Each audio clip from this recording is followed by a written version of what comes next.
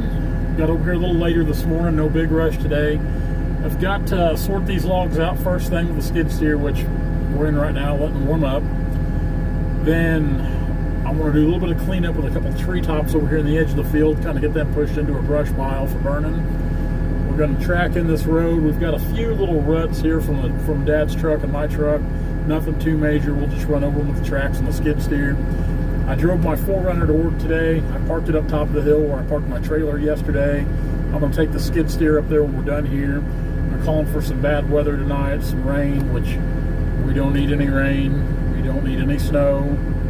We don't need that stuff this time of year here where we're at. Calling for that today, calling for that Sunday, calling for that Tuesday. So right now we're watching the weather pretty close just to kind of determine what our work schedule is going to be like for next week on this bigger job we've got.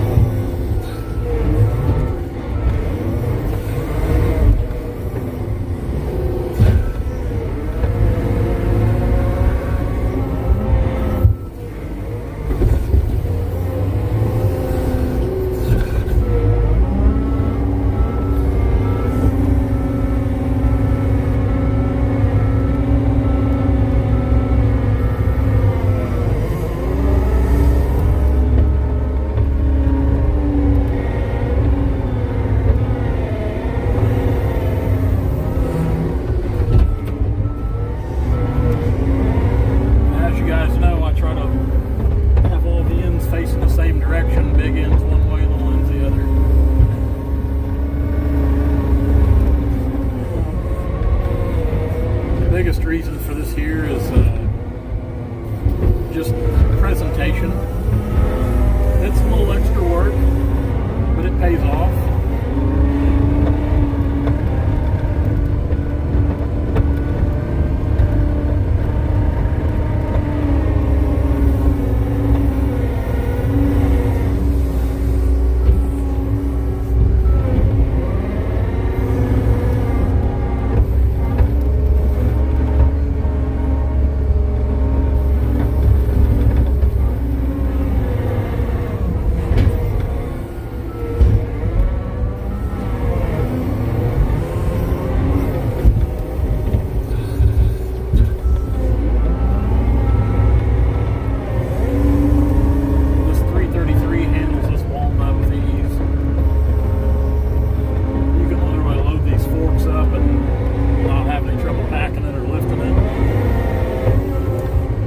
I do put a weight kit on all my track machines.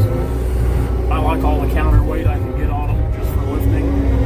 Because the truth is, it doesn't matter if you've got a Cat, a John Deere, probably even the New Hollands, whatever. They will lift probably more than they should be able to lift. They lift more than they need to. Your biggest problem is you can lift it, but you're so light on the back end, you can't do anything with it. So that's why I always opt for as much weight as I can get on the back end.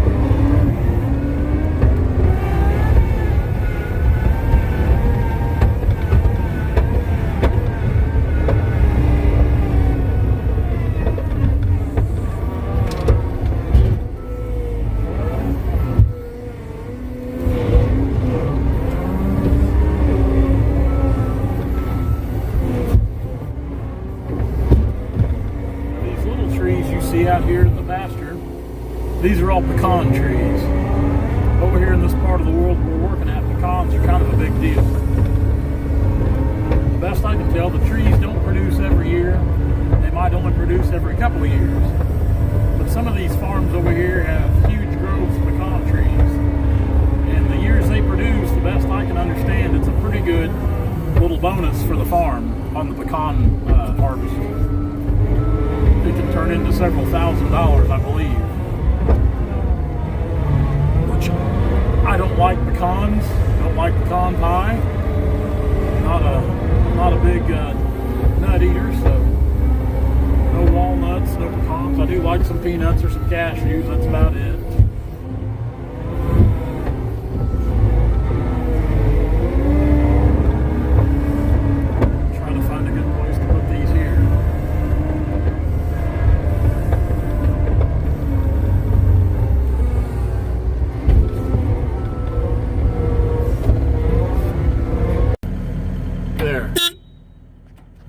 Stop.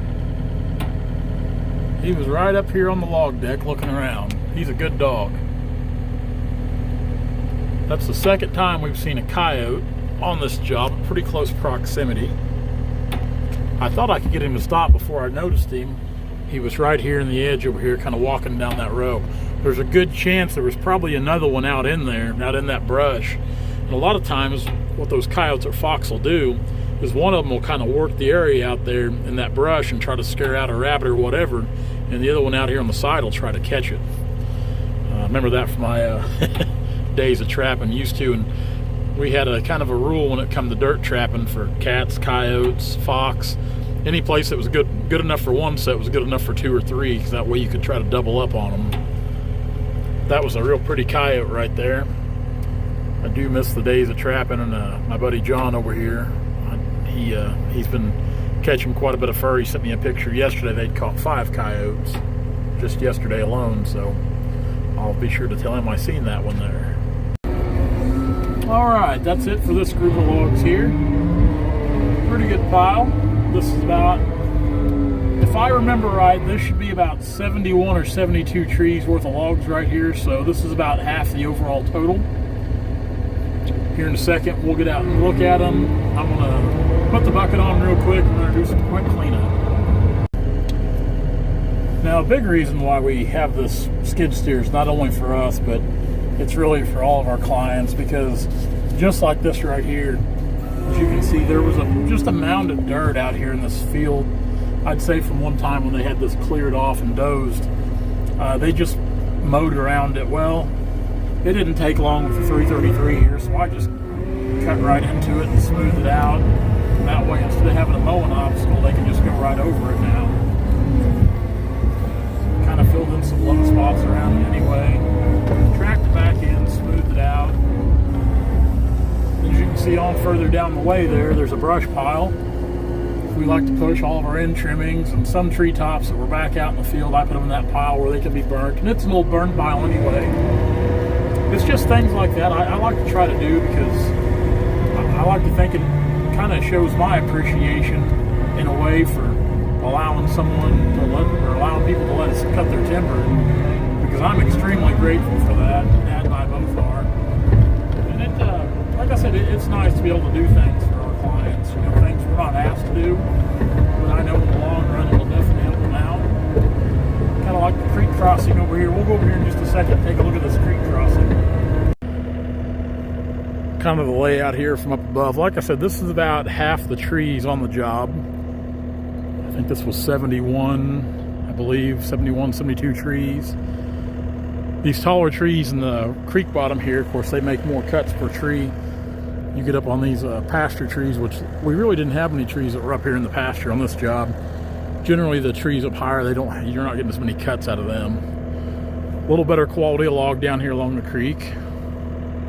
There's a few of them that cut a little ornery. We could go through there and look at them, but we're kind of pressed for time today. So just want to do a quick overview here. Let's look at that. Now let's go look at the crossing. So this crossing turned out pretty nice. This was already in place before we started logging here, and it's a good crossing. It's got some rock and a concrete slab out there in the bottom of it. But when we were dragging logs across this, of course, it tends to waller it out in places. So there was 2 big deep ruts in here. So what we did, went in here with the skid steer when we were done using it, and I come down here and I just started cutting material, and I actually widened the crossing out a little bit on both sides. That way they can easily get a tractor and brush hog or any attachment across here. So we widened it out, Took excess material, didn't put anything in the creek. We brought our excess material back here on this side. We've got another pile on the other side from just cutting down. So once the sun's hit it now, this is pretty solid and it looks good that it's dried out. It's a good solid old crossing anyway. You can see there's all kinds of deer, coon, coyote, probably some otter in here if a guy looks close enough. All kinds of tracks in here. Everything uses this crossing. Like I said, it's a real good crossing here, real good bottom in it. I'd say this thing's been here for many years. Some riffraff, they've put some time into this crossing, building it. And these crossings are a pretty common deal. A lot of the farms we work in Missouri, especially if a farm goes on both sides of a creek or ditch, a lot of these crossings have been put in place. Some of them are pretty elaborate, some of them are pretty primitive. It just depends on how much money the landowners spend on them, or sometimes how much money we spend on them if we put creek crossings in place, because a lot of times on bigger crossings we try to put a whistle in, a culvert, that way the water can continue to flow freely and it's a good crossing for years to come. I mean, that being said, when there's flash floods, sometimes that stuff will wash and you've got to go back and kind of fill in around or put in some riprap, just like I said, however elaborate you want to get with them. So pretty common thing here in Missouri, these crossings. But yeah, we come down through here. You can see where I've cut into the bank here, kind of widened this for the skid steer. Tracked it all in, nice and smooth. Good approach, both directions. Same thing on the other side. Nice area, nice crossing right here. This is a really nice farm in general. That's one of the big perks to getting to cut timber, is getting to see all the nice farms scattered here, there, and everywhere, because believe you, we cut on some nice ones. Oh yeah, we got some otter. We've got some otter tracks. Everything in the world will use this creek crossing. Here we've got coyote. Of course, the deer, they probably just come through here like a freeway. Love getting to see things like this. All right, guys, let's go up here, take the skid steer, park it, and let's get on the road. Hey guys, if you like what you see, be sure to like, comment, and subscribe to our channel for all of our latest videos.